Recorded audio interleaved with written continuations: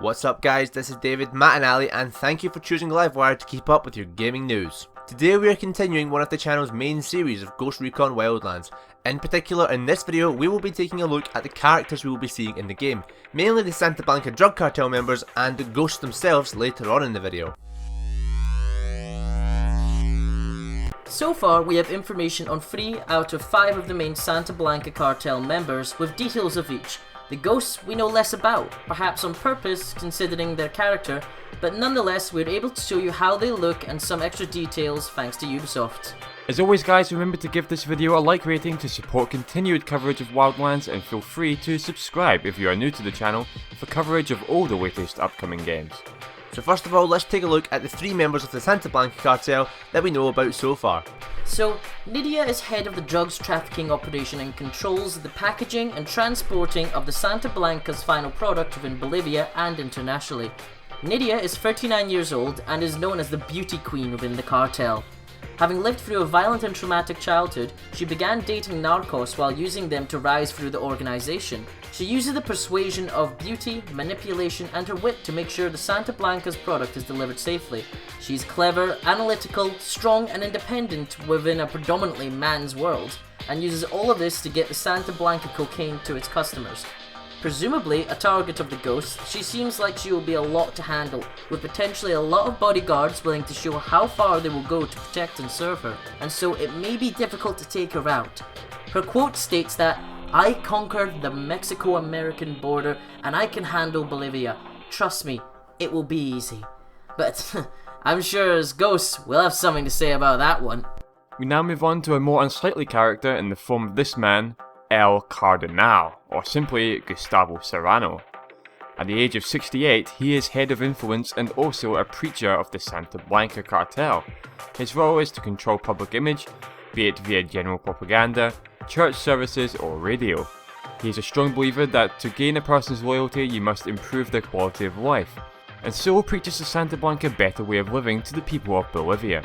Fanatical, loud and boisterous, he is one of El Sueno's closest advisors, and is a true believer of the Santa Blanca regime.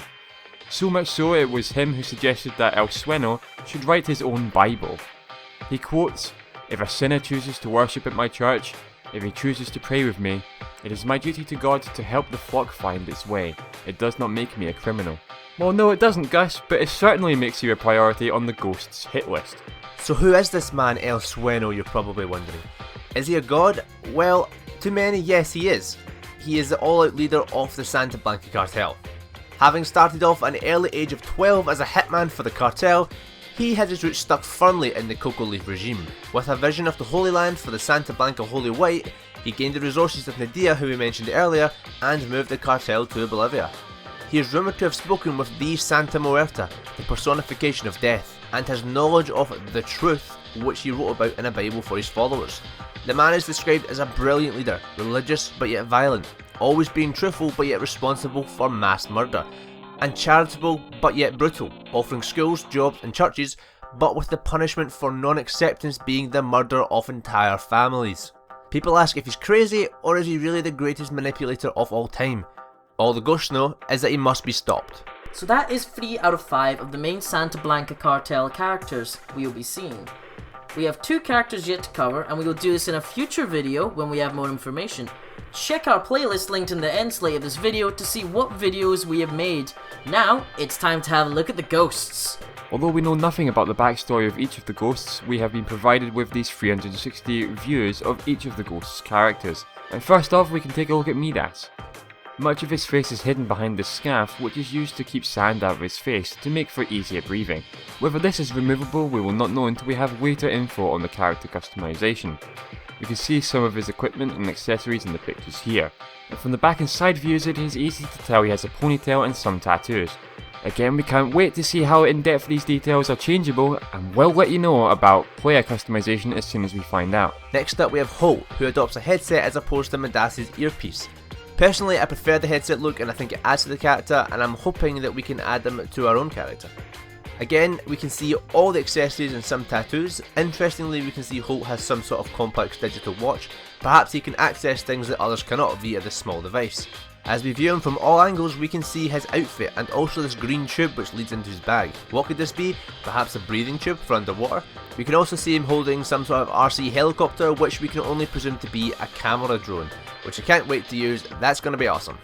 Here we have Nomad, the more rough and ready one of them all, with that big beard, simple outfit and ready to go type style. Again, we see the headset, this time with a cap and sunglasses, which presumably are customizable options. We can see here some of the equipment Nomad will have, and as we view around him, we can also see he has his name patched onto his bag as a nice attention to detail. Nomad seems to have a very simplistic, laid-back outfit, and perhaps this will also portray his personality. Last but not least, we have Weaver here, and straight away you can notice the large scar he has down his head and eye from a previous encounter, from what looked like a lucky escape.